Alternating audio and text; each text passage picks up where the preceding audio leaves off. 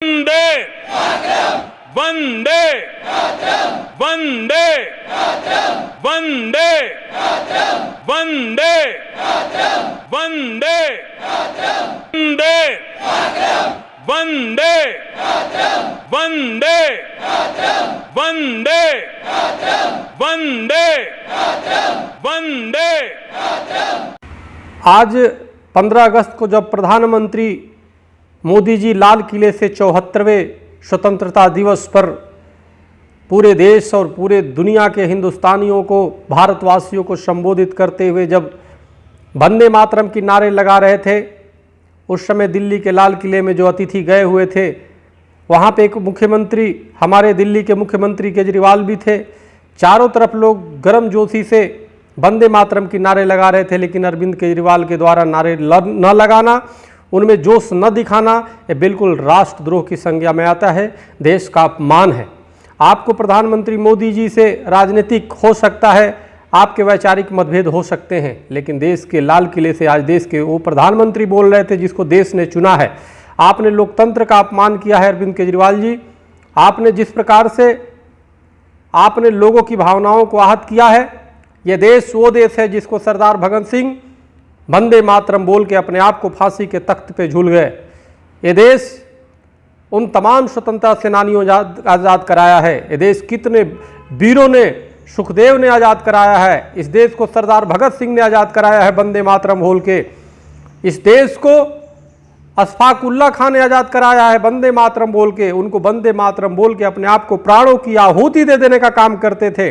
आज जिस देश के आज़ाद देश में बैठे हुए मुख्यमंत्री बनकर के आपको शर्म आनी चाहिए। आपने उन तमाम देश के लिए कुर्बान जो हुए स्वतंत्रता सेनानी, जिन लोगों ने अपनी कुर्बानी दी, जिन लोगों ने लड़ाई लड़ी और लड़ाई लड़ के देश को आज़ाद कराया, उन सब का आपने अपमान किया है। एक मुख्यमंत्री के नाते आपका कर्तव्य बनता था कि संविधान का सम्मान करे, लोकतंत्र का सम्मान करे। देश के प्रधानमंत्री नरेंद्र मोदी सबके चुने हुए प्रधानमंत्री हैं। आपका राजनीतिक मतभेद हो सकता है, चुनाव में हो सकता है, लेकिन आज देश से लाल किले से एक प्रधानमंत्री वंदे मातरम की जोश गर्मजोशी से बोले जा रहे थे और आप उस पर मौन रूप से, कोई जोश नहीं, कोई उत्साह नहीं। जिस प्रकार से तिरंगा का अपमान होने पर राष्ट्रद्रोह का केस दर्ज होता है, उसी प्रकार से वंदे मातरम न बोलने पे दिल्ली के मुख्यमंत्री अरविंद केजरीवाल पर राष्ट्रद्रोह का केस स्वाभाविक रूप से बनता है। आपने पूरे देश और पूरे हिंदुस्तान के उन तमाम लोगों को आज हतोत्साहित किया, आपने अपमानित किया जो देश की आज़ादी के लिए खुशी और उत्साह मनाने का काम करते हैं।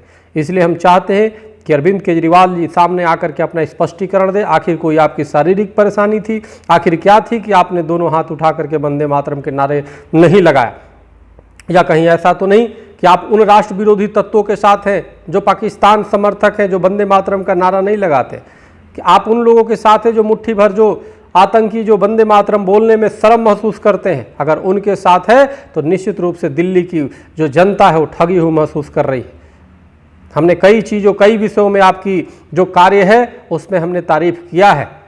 हम कई बार प्रशंसा आपके किए हैं, जैसे तीर्थ यात्रा कराने आपने हिंदू सनातन धर्मियों की तीर्थ यात्रा के लिए और तमाम लोगों की चिकित्सा में काम किया, शिक्षा के क्षेत्र में काम किया, मैं तारीफ करता हूं।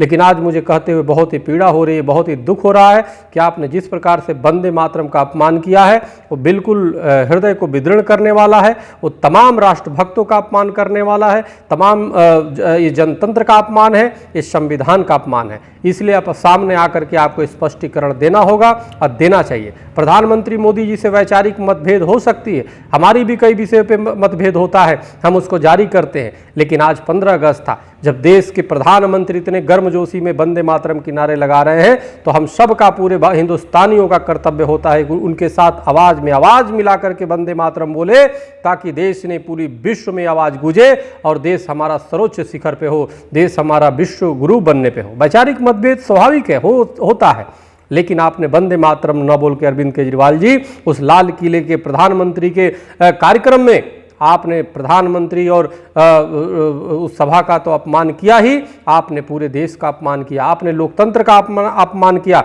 आपने स्वतंत्रता सेनानियों का अपमान किया, आपने अशफाक उल्लाह भगत सिंह सुखदेव को अपमान किया, आपने तमाम देशवासियों का अपमान किया, आपने हिंदुस्तानियों का अपमान किया। इसलिए आप सामने आकर के अपनी स्पष्टीकरण दे, अन्यथा क्यों ना आपके खिलाफ राष्ट्रद्रोह का केस दर्ज किया जाए। जल्द से जल्द आप दे, और सरकार से, केंद्र सरकार से हम मांग करते हैं, शासन प्रशासन से मांग करते हैं कि इनके खिलाफ तत्काल ठोस कार्रवाई की जाए, ताकि भविष्य में कोई वंदे मातरम बोलने में सकुचाए नहीं, या तो राष्ट्रद्रोही रहे या तो राष्ट्रभक्त रहे इस देश में। जिसको, और एक बात ध्यान से सुन लीजिए, जिसको अशफाक हमीद के मादरे वतन से प्यार नहीं, जिसको अशफाक हमीद के मादरे वतन से प्यार नहीं, उसको इस देश में भी रहने का अधिकार नहीं। जो वंदे मातरम नहीं बोल सकता है, उसे इस देश में रहने का अधिकार नहीं है। बस इन्हीं चंद के शब्दों के साथ आज स्वतंत्रता दिवस की सबको बहुत बहुत मंगल कामना।